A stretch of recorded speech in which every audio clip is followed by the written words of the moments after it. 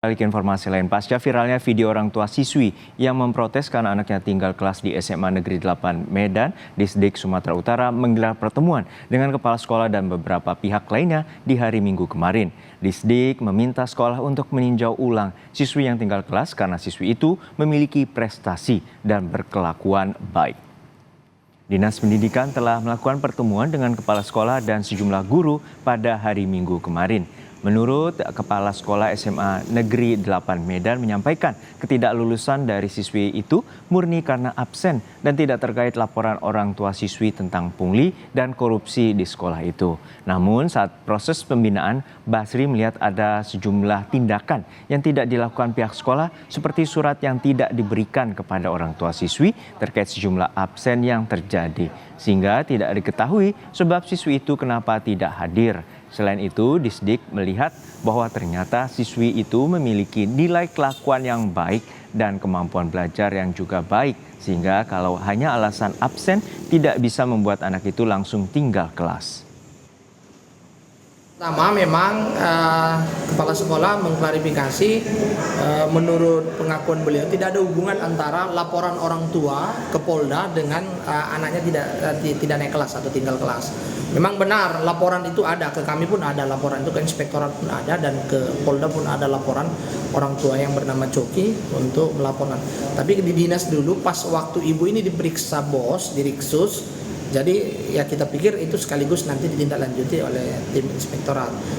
Jadi memang di satu sisi laporan itu benar adanya. Kemudian kalau kita tanya kaitannya ada nggak dengan ditinggal kelasnya anak Pak Coki ini, ya kepala sekolah mengakui tidak ada. Ini murni Pak rapat Dewan Guru.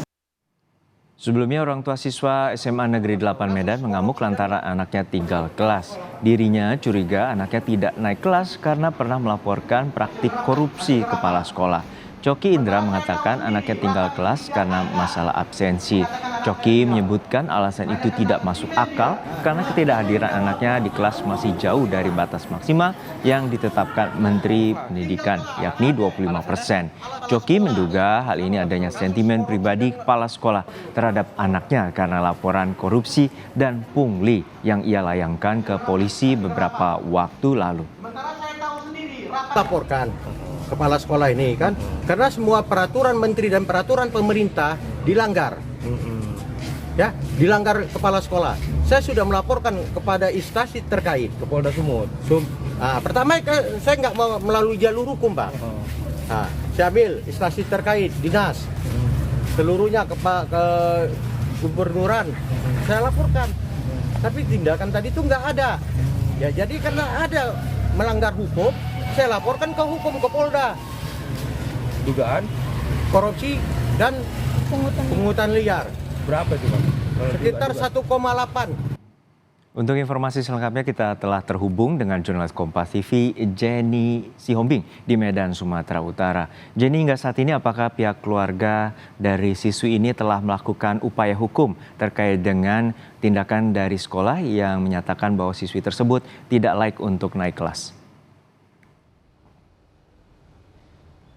Ya, baik Juno dan saudara, sebelumnya memang sempat viral video orang tua yang protes terhadap sekolah SMA Negeri 8 Medan terkait anaknya yang dinyatakan tidak naik kelas, dan hingga saat ini Dinas Pendidikan Sumatera Utara masih terus menindaklanjuti terkait kasus ini sendiri. Dan sebelumnya orang tua siswa ini memang sempat menyatakan bahwa anaknya ini memiliki perilaku yang baik dan juga nilai yang bagus, namun tidak naik kelas lantaran absensi yang kurang dari 90%.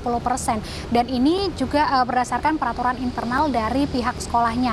Namun sempat beredar isu juga bahwa anak tersebut ini dinyatakan tidak naik kelas karena orang tua siswa yang sebelumnya sempat melaporkan pihak sekolah. Dan saudara, ini untuk mengetahui lebih lanjut terkait masalah di SMA Negeri 8 Medan sendiri, saya sudah ada bersama saya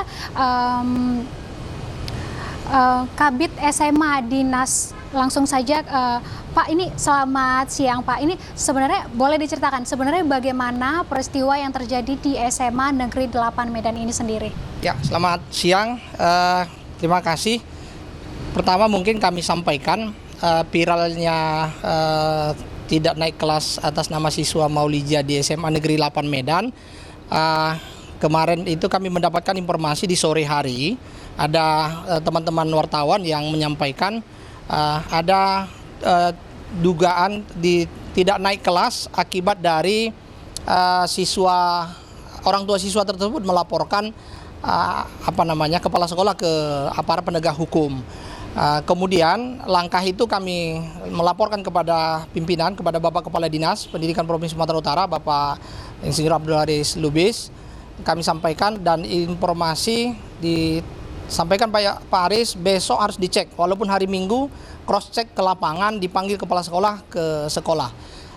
Karena memang di hari Minggu kepala sekolah dalam kondisi beribadah di pagi hari, kami minta pertemuan di pukul 14.00.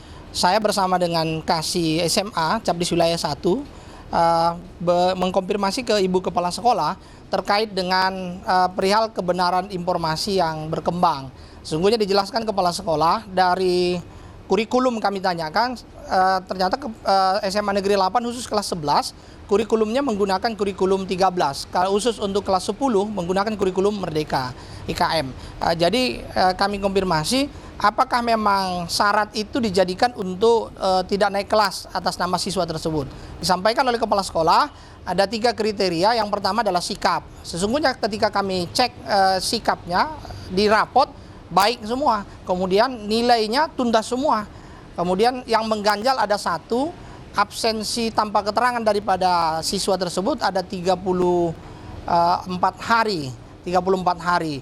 Sesungguhnya aturan dibuat oleh sekolah mengacu pada Permendikbud 23 tahun 2016, bahwasanya kriteria itu diserahkan ke sekolah. Berdasarkan itulah disampaikan oleh sekolah 90% tidak hadir, maka dikategorikan tidak naik kelas. Oke. Itu.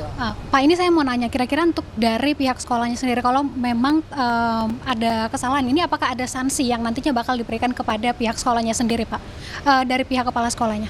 Ya, pastinya kami melihat prosedur. Walaupun memang kami sudah mempertanyakan ke guru BK, kemudian ke kepala sekolah perihal prosedur. Memang yang bersangkutan pernah dipanggil 2 kali. 7 September 2023 dan 11 Juni 2024.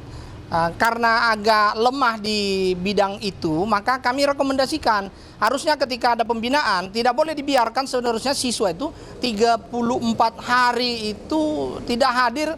Harusnya perlu dipanggil, dikasih peringatan di SP1, SP2 atau diberi peringatan yang tentunya membimbing, mendidik agar si anak tidak lagi absen ketika di jam sekolah. Makanya itu menjadi penting kami kemarin hadir di situ mengkonfirmasi itu.